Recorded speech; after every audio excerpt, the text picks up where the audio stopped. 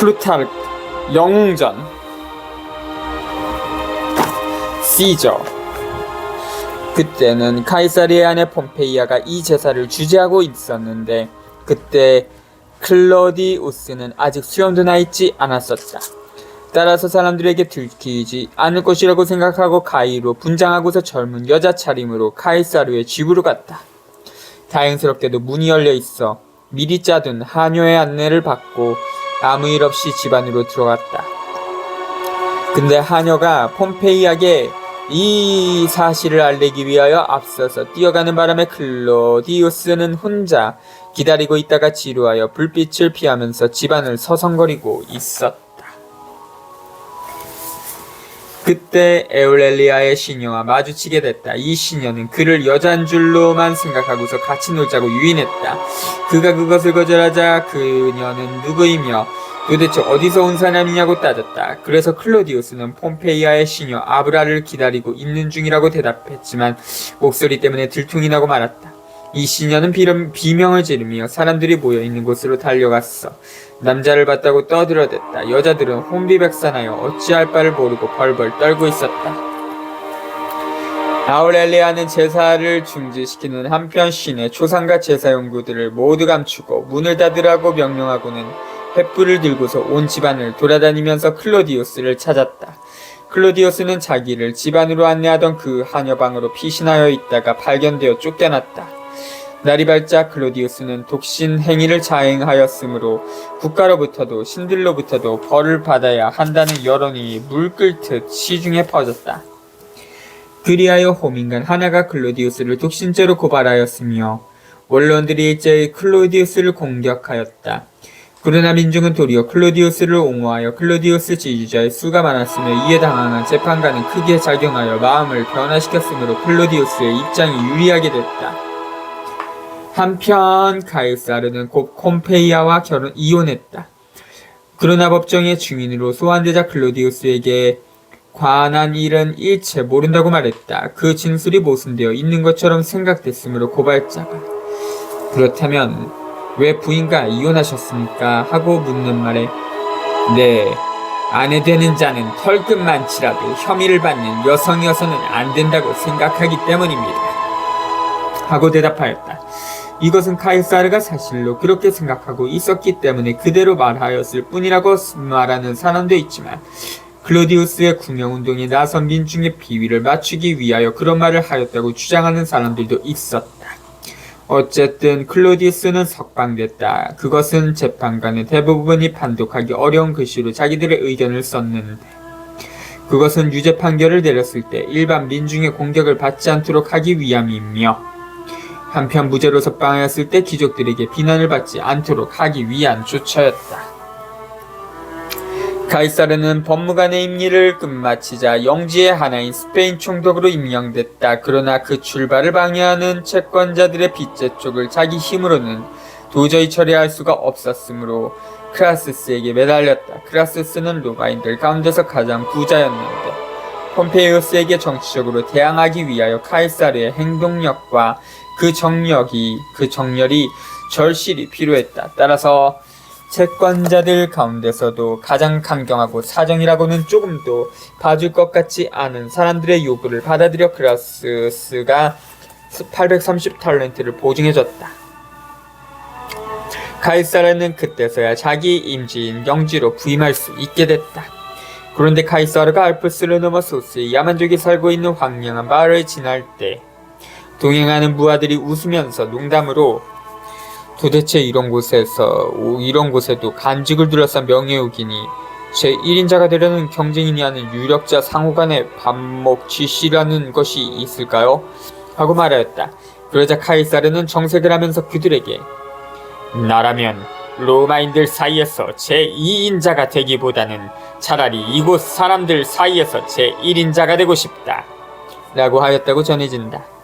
또 스페인에 있을 때 카이사르는 알렉산드로스의 전기를 읽다가 갑자기 눈물을 흘리고 있었다. 그리하여 부하들이 이상하게 생각하고 그 이유를 묻자 지금의 내 나이의 알렉산드로스는 벌써 그 많은 나라들의 왕이 되어 있었는데 나는 아직 무엇 하나 신통한 일을 해낸 것이 없다. 그렇다면 이것이야말로 슬퍼할 만한 가치가 있다고 그대들에게는 생각되지 않는가? 하고 대답하였다는 것이다. 가이사르는 임지 스페인에 도착하자 즉시 활동을 개시하여 단시일 내에 10개 대대를 징집했다. 그리하여 종래부터 그곳에 있었던 20개 대대와 합쳐서 칼라이키아족과 루시타니아족을 정벌, 대항까지 진출하여 아직까지 로마에 복종하고 있지 않던 여러 부족들을 정복하였다. 또 군사에 관한 문제를 보기 좋게 해결한 다음 평화사업도 그것을 못지않게 처리하여 여러 도시 사이에 화합을 확립하고 특히 채무자와 채권자 사이의 알력을 조정했다. 채무가 끝날 때까지 해마다 채무자의 소득의 3분의 1을 채권자가 갖고 나머지 3분의 1은 본인에게 남겨두게 했다. 이렇게 함으로써 그는 명성을 떨치고 영지를 떠났는데 그때는 자신도 부자가 됐고 또 병사들도 원정에 의한 이득을 얻게 되어 카이사르는 대장군이라는 칭호로 불려지게 됐다. 당신은 개선식을 올리고 싶어하는 장군은 로마시 외에도 그곳에 머물러 있어야 하고 집정관에 입후보하려는 자는 시내에서 그 운동을 해야 한다는 규정이 있었다. 카이사르는 이와 같은 규정 때문에 난처한 입장에 처하게 됐다. 카이사르가 로마로 귀환한 것은 마침 집정관 선거가 거행되는 때였다. 그리하여 원로원에 사람을 보내어 개선식을 원하니 시내로 들어갈 수는 없지만 집정관 선거에도 입후보하겠다는 뜻을 전하였다. 그러자 처음에는 카토가 법률을 내세워 이 요구를 강력히 반대했다. 그러다가 그는 많은 원로원 의원들이 카이사르에게 매수되어 있다는 것을 간파하자 시간적으로 이 안건이 심의될 수 없다고 하려고 지연작전을 써서 연설을 하루 종일 계속했다. 그리하여 카이사르는 개선식은 단념하고 집정관 선거운동에만 전력을 경주하기로 결심했다. 이렇듯 카이사르는 로마로 들어오자마자 교묘하게도 정치적 책략을 써서 모든 사람을 속였다. 그러나 카토만은 속지 않았다. 그 책략이란 로마에서 가장 세력이 많은 두 인물 폼페이우스와 크라수스를 화해시키는 일이었다. 즉 카이사르는 불화관계에 있던 두 사람을 화해시켜 우호관계를 유지한 뒤에 이 두 사람의 힘을 하나로 집결시켜 그것을 이용함으로써 운영 중에 로마의 정치 형태를 전복시켰던 것이다. 그 뒤 카이사르와 폼페이우스는 귀족 전체의 전복에 일치협력하였고 그 다음에는 둘이 서로 다투게 됐다. 카토는 장차 이렇게 되리라고 자주 경고했지만 그 당시에 그들은 카토가 성격이 무뚝뚝하고 까다로운 인물이라고 상대하지 않았었다. 그러다가 나중에는 불운하기는 하였지만 생각이 깊은 충고자였다는 명성을 얻게 됐다. 카이사르는 크라서스와 폼페이우스와의 우호관계에 힘입어 그 울타리 안에서 집정관직에 입후보했다. 그리고 칼프루니우스 비블루스와 함께 화려하게 당선된 땅 카이사르는 곧 대중의 비위를 맞추려고 시민시의 건설과 토지 분배를 제안했다. 과연 예상대로 원로원에서 쟁쟁한 귀족들이 반대했다. 그 전부터 구실을 찾고 있던 카이사르는 목소리를 높여 원로원이 교만하고 완고하여 본인은 아니나 인민의 지지를 요청할 수밖에 없게 되었다고 주장하고는 미네로 달려갔다. 거기서 그는 한쪽에는 크라수스, 한쪽에는 폼페이우스를 세우고서 두 사람에게 이 법안에 찬성하느냐의 여부를 물었다. 두 사람이 찬의를 표명하였으므로 칼에 호소해서라도 저지하고야 말겠다고 위협하는 사람들에 대항하여 자기를 도와달라고 요청했다.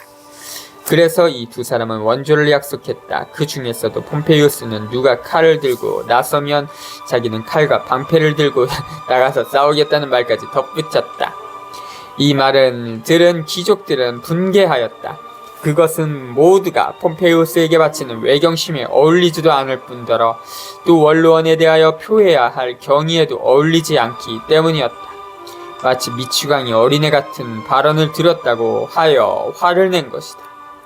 그러나 민중은 이 말을 듣고 환호성을 울렸다.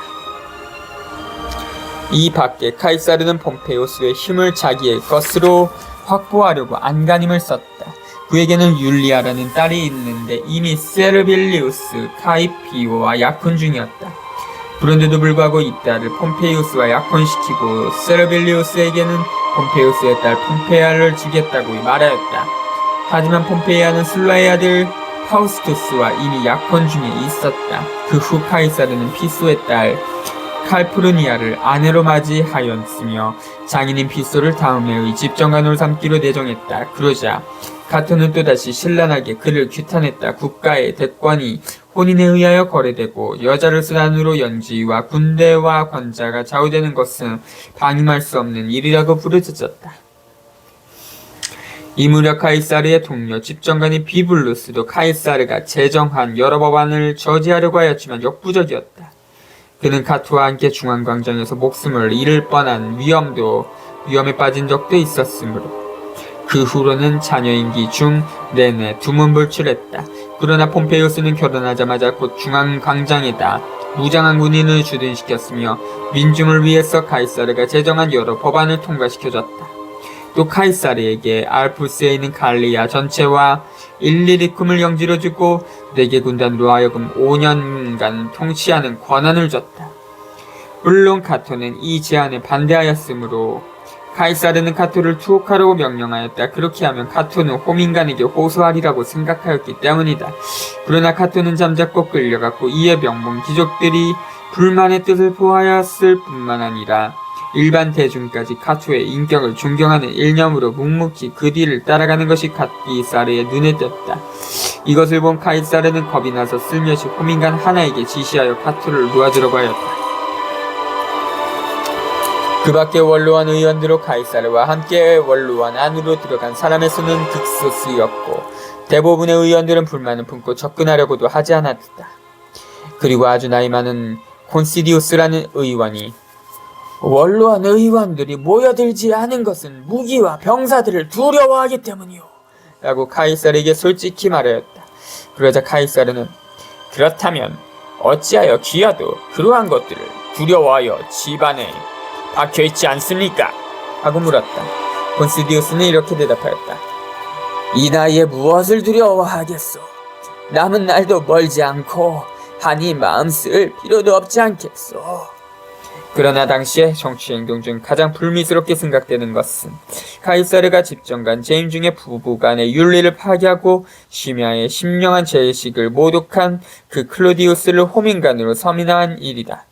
그것은 키케로를 몰락시키기 위하여 취해진 일이기도 하였다.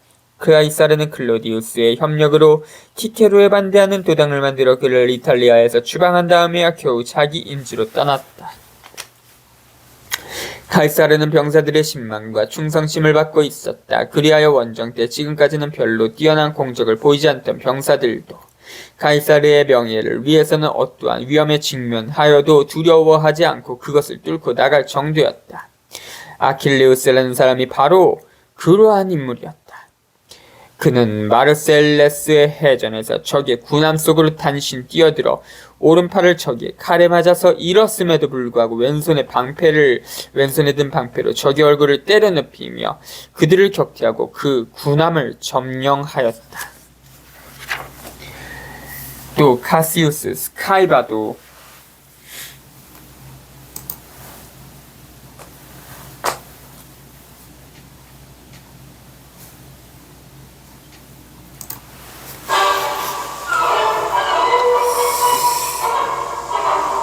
디라키움의 전투에서 한쪽 눈을 화살에 꽂히고 어깨에도 허벅지에도 각기 창이 꽂히고 방패는 화살이 130개나 꽂혔으므로 마침내 항복하려는 듯이 적을 불렀다. 그러자 달려온 2명의 적 가운데서 그 한 명의 어깨를 칼로 쳐서 죽이고 또 한 명의 얼굴을 칼로 찔러 쫓아버린 뒤 때마침 달려온 전우들에게 구출됐다. 이 밖에 또 브리타니아에서는 부대 앞에 서서 공격에 나선 백부장들이 물이 가득 찬 늪에 빠져 적의 공격을 받고 허우적거리고 있었다. 때마침 카이사르가 전투를 목격하고 있는 그 바로 앞에서 한 병사가 적의 한복판으로 뛰어들어 좌충우돌을 눈부시게 활약하여 야만족을 격퇴하고 백부장들을 구출해냈다.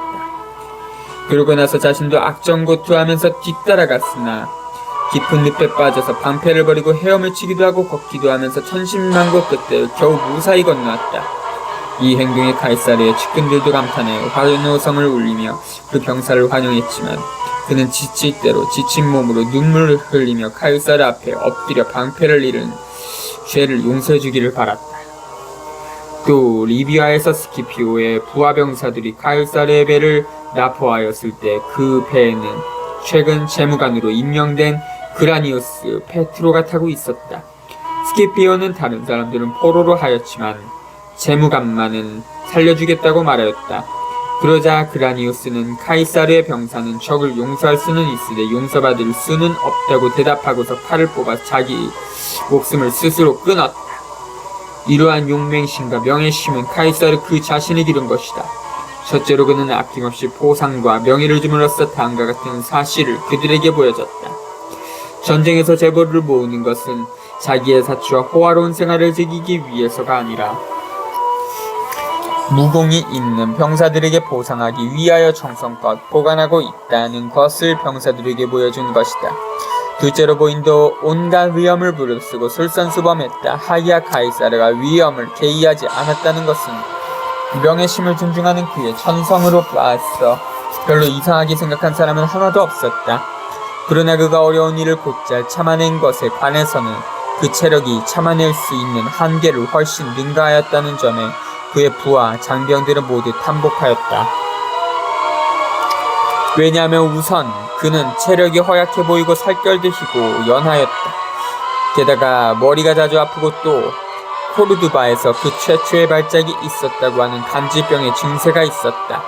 몸이 허약한 것을 그는 호화스럽게 살기 위한 구실로 삼지 않고 도리어 군무를 병약한 몸의 치료법으로 생각하며 심한 강인군 관대, 강인군 와라고 옳다가 있는 것 같습니다. 간소한 식사, 게다가 쉴 사이 없는 야영과 고된 신고, 그러한 것에 의하여 병과 싸워 그것을 이겨냈다. 이렇듯 신병의 포로가 되지 않도록 심신을 단련했다. 적어도 수면은 대개 전차나 가마 속에서 취하며 휴식 시간도 행동과 일치시켰고 낮에 여러 곳에 있는 수비대와 도시와 병사들을 순찰했다. 그때에는 움직이는 수레 속에서 구슬을 그대로 필기할 수 있는 연습을 쌓은 노예를 하나 자기 옆에 앉히고 또 자기 뒤에다가는 칼로 무장한 병사 하나를 세워뒀다. 이러한 모양으로 신속하게 행군하였으므로 로마를 나와서 최초로 원정길에 올랐을 때에는 8일 만에 론 강가에 도착하였을 정도였다. 또 말을 자유자재로 다루는 솜씨는 카이사르가 소년 때부터 늘 했으므로 식은 죽 먹기였다. 두 손으로 뒷짐을 짚고서 전속력으로 말을 달리는 연습을 소년 때부터 늘 하였다고 한다. 원정 시에는 말을 타고서 편지를 구슬하여 그것을 두 속기사가 동시에 받았을 정도로 연습을 쌓았다고 한다. 이 밖에 또 아무 편지를 써서 로마 시내 친구들과 연락을 취하도록 연구한 것도 카이사르가 시작한 것이라고 하는데 그것은 그가 군무에 분망하고 로마시가 광대하기 때문에 긴급한 일들에 관하여 일일이 직접 나서서 이야기할 시간이 없었기 때문이다. 일상생활면에 있어서는 무관심하였다는 증거로서 다음 사파가 곧잘 그 보기로 등장한다.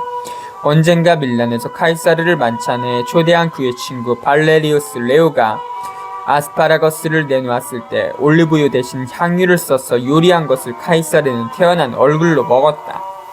그리고는 향유를 쓴 줄 모르고 먹고 맛이 이상하더라고 툴툴대는 병사들을 꾸짖었다. 요컨대 마음에 들지 않으면 먹지 않을 일이지. 주인이 실수를 했다고 해서 투정을 부리면 예의를 모르는 사람이 되는 법이야. 또 어느 행차 시에 노상에서 폭풍우를 만나 가난한 농부의 오두막으로 부하들과 함께 일시 피신하게 됐다. 거기는 방이라고는 하나밖에 없었어. 겨우 사람 하나만이 쉬어갈 수 있다는 것을 알았다. 그러자 카이사르는 부하들에게 명예에 관한 일이라면 가장 강한 자에게 양보해야 할 일이겠지만 꼭 필요한 것은 가장 약한 자에게 양보하지 않으면 안 된다. 하고서 오피우스에게 방에서 자라고 명령했다. 그리고 자기는 다른 부하들과 함께 문간 처마 밑에서 잤다. 카이사르가 갈리아에서 맨 먼저 치른 전쟁은 헬베티아족과 티그리니족에 대한 전쟁이었다. 이들 부족들은 자기들이 살고 있던 12개나 되는 도시 앞 400개나 되는 촌락을 모두 불살라버리고 로마 지바하에 있는 갈리아를 지나 전진해 왔다. 그것은 일찍이 킴브리족과 튜톤족이 하던 것과 똑같은 방식이었다. 그들은 옛날에 그 부족들과 비교하여 용맹한 점에 있었어도 조금도 손색이 없었고 병력수에 있어서도 지지 않는다고 생각됐다. 인구수는 전부에서 30만, 그중 19만이 전투원이었기 때문이다. 18.